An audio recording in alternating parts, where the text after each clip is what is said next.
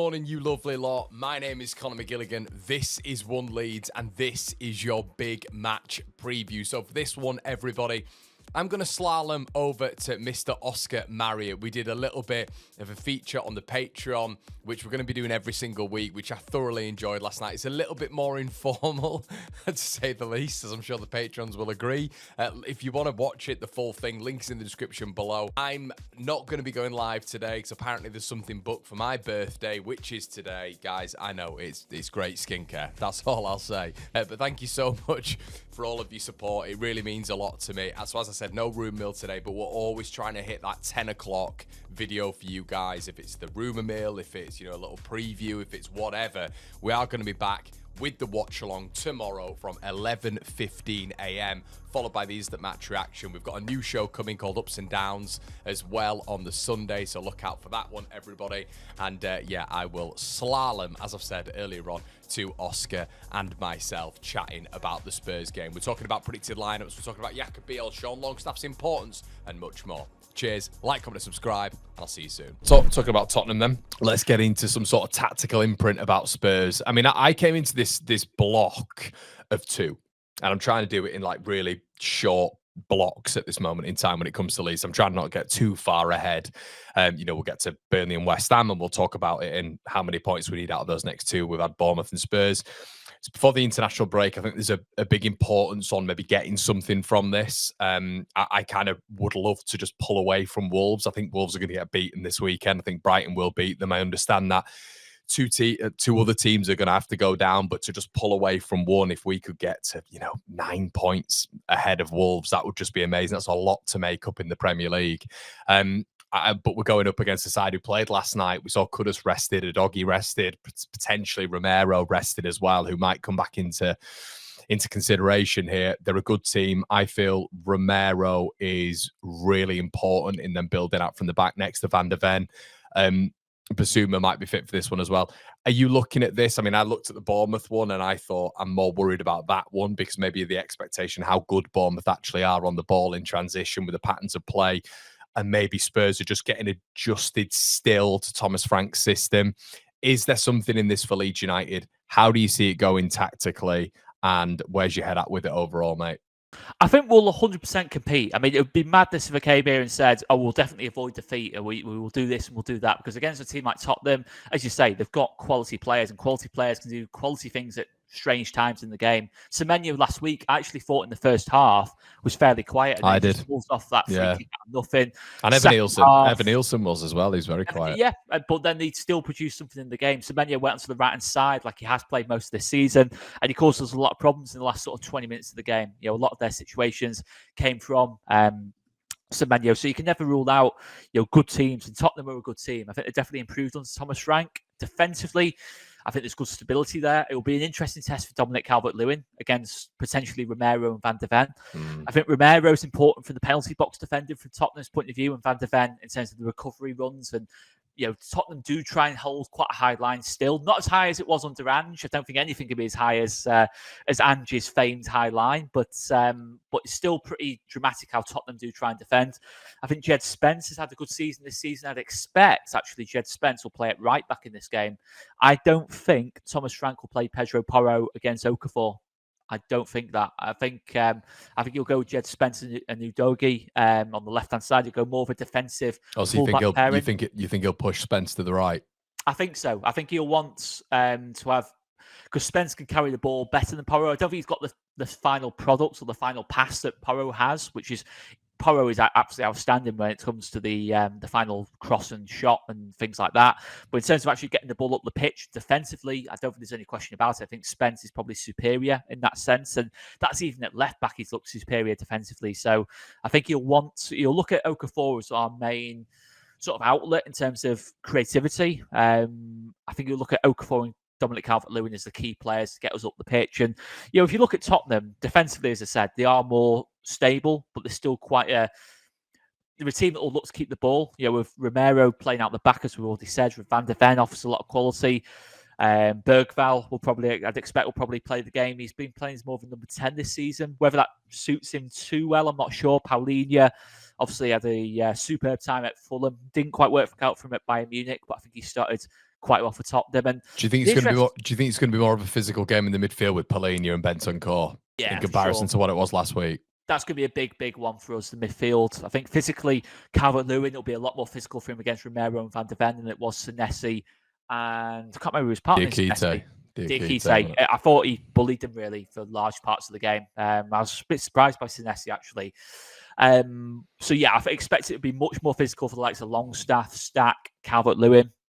I think this Tottenham team, it's not quite like Frank's Brentford, but it's certainly a lot more physical than what it was under Ange in that kind of point of view. And good away from home as well. Good away of course. And I think Richarlison or Kolo Muani will probably play through the middle, I'd expect. Probably Richarlison and Kolo Muani off the bench. I think Kolo Muani's the much better player, by the way. But Richarlison still has a knack for getting a goal. So that's definitely one to watch out for. But for me, the weakness with Tottenham, and it seems like a weird thing to say this, is their creativity. And they've got Mohamed Kudus and Xavi Simons. And Xavi Simons, I don't know if people have been following me on Twitter for a while or not. I am a massive fan. He is absolutely unreal. But he's not a winger. And Tottenham are trying to insist on him playing as a winger. And it's not just the fact that he's playing on the left. It's not like Eze playing on the left for Arsenal, where he kind of has free license to cut in. Simons very much plays like a winger. He is their width on that left-hand side, because Udogie tends to invert, Jed Spence tends to invert, and it's the same with Kudus. So they've effectively got two number 10s out wide, and those two players individually can make something happen out of nothing. But the whole system, it kind of looks a little bit disjointed at times in terms of their creativity. They don't have much through the middle, with James Maddison not being there, Kulusevski not being there. So it's kind of like they do have to resort to just crosses into the box quite a lot of the time. They still have moments of quality, don't get me wrong. And stopping Kudus is the key for us. I think that's the key battle in the whole game. I think he's had the most successful dribbles already this season. He's amazing. How West Ham failed to get how they got so little out of Kudus, I do not know. And West Ham fans were happy that Kudus left the club, which is pretty mad to me. He should have been their best player, but was totally missed profiles. Stopping Kudus is the key. If you stop Kudus, I think you stop a great deal of what Tottenham do in terms of creativity. Same with Xavi Simons. That is the key one for me, is out wide, is stopping those two. Because despite being very much playing as touchline wingers, they're still a threat. Don't get me wrong. They're still quality footballers. I'm not going to sit here and say, it's fine. It's fine. Just show them out wide. They won't make anything happen. Kudus can make stuff happen out of nothing because he's so good on both feet. Xavi Simons, brilliant, fantastic footballer. It's just those little moments, isn't it? It's those little moments. Just moments. I actually don't think Simons is fully clicked yet in England. Similar with Florian Wirtz and a couple of number 10s you haven't seen quite click yet. And the worrying thing for me is at some point they will properly click, because they're too good not to. And it's like you look at it on Saturday and you're thinking that might be one of those games where it could click for him. But if you do stop that width, in terms of you limit it to crosses into the box, their threat creatively inside is Richarlison. It is basically crossing the ball into Richarlison at that point, because the midfield three is very kind of rigid in terms of Pepe Sarr, Bentancur, whoever it is, Paulinho, Bergvall, Archie Gray. Sometimes it's not the most creative midfields. So if you do stop that supply out wide, it does give you a great chance in the game, in terms of stopping Tottenham. And I do think we'll compete. I really do believe that. I think we can cause problems for Tottenham. We can frustrate Tottenham, in terms of, I can see it being a game where we have like 30% of the ball. They have large spells of possession, but I think it'll be possession where hopefully it's not really going anywhere. It's just kind of staying in midfield and sort of getting recycled out wide and then recycled back into midfield. I think Tottenham still need to click. I think Thomas Frank still needs another transfer window, but don't rule out Tottenham, because they are a moments team this season. I think if you look at their sort of underlying numbers in terms of XG, it's not great, to be fair. But one thing they do have is massive set-piece threat. Massive set-piece threat in terms of Mickey van der Ven and Christian Romero are two of the best headers of the ball in the Premier League for me. Up there with Gabriel for me in terms of aerially on set-pieces. So that is going to be an issue for us on set pieces. And Carl Darlow as well will get tested a lot more, I think, on Saturday than he has in previous games. The momentum's real. And the good that Iriola could be, but he's a little bit more wedded to his system, isn't he? But I think with what you saw with Frank at Brentford, there is an adaptability for specific teams. And like you said, even switching, it might sound basic, but when tactically and build up in play, you've got Jed Spence on the left-hand side. Even moving him to the right-hand side is very sort of, it's specific, and not playing an out-and-out wing back as you're suggesting in Pedro Porro, who is, a very, very decent right back who has a very good technical level as well, and is a good defender. But you can see something like that, Spence starting on that right-hand side. I think the midfield's going to be interesting as well. Bergvall, I've been so impressed with him. And he's I thought, a great player. Yeah, he's just a superb talent, and he's playing a lot more minutes as well. Archie, I wonder if there's going to be any minutes for him. It'll be as interesting, because I don't think he played Tuesday, did he? I don't think he played in the Champions League. I don't believe. But anyway, it'd be interesting if Archie does get any minutes on there. No, I think he did. He played. Oh, he did play. Yeah, I'm sure he came on. Interesting. We'll see then if he gets any minutes. And obviously, Kolo Muani, who they've not really used yet, he's a massive threat in the box. I think he's a player that I don't think he's one of the top strikers in Europe. I don't believe that, but I think he's a very good player nonetheless. He has a very good spell at Frankfurt and Juventus. Second half of last season, he did well there, so he's definitely a threat. And you normally see Thomas Frank forwards do well. With likes of Ivan Toney, Visser, and Buemo, that mould of forwards where they're not the most skillful, but they do get in the box and make things happen. Yeah. They tend to thrive in Thomas Frank's system. You even see Richarlison score quite a few goals this season, so definitely want to consider. He's got 3 and 6, hasn't he? I think he's got 5 goal contributions in 6. He's playing decently, but that is Spurs' creativity, is basically getting the ball into the striker, because at the moment they're not really able to take the wingers. Well, I say the wingers, the number 10s, away from those wide areas too well at the minute. I think they still need a James Maddison or a James Maddison replacement. Yeah. You can see why Tottenham wanted Morgan Gibbs-White. That's what I'd say. You can see what they're trying to do, similar to what Arsenal are doing now with Eze and Odegaard, etc., etc. You can see what Tottenham are trying to do. So it could even be a good time to play Tottenham, because I think it will click at some point this season. Yeah, they'll probably get performances out of Brennan Johnson. It could be a good time to play them.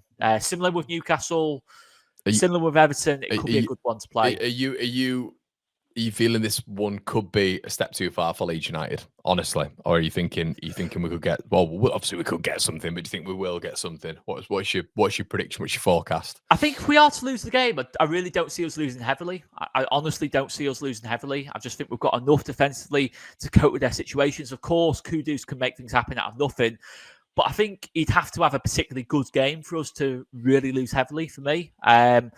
It probably will be a step too far, because Tottenham are a quality team. I think Tottenham will be very likely top 5 minimum this season. Well, it's the 5 subs as well. The 5 subs that these. I mean, we've seen the depth is a lot better, much better than what it was before.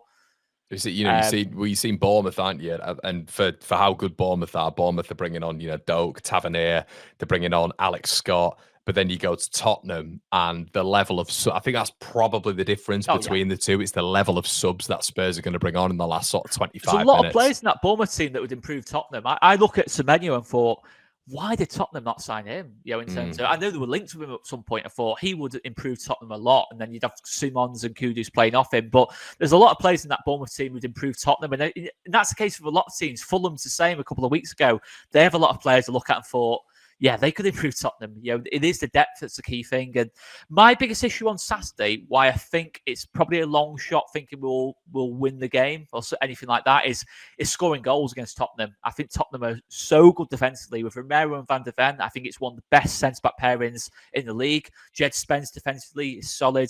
Udogie, I think, is good defensively as well. Paulinho protects it well, and the whole system, they keep the ball so well.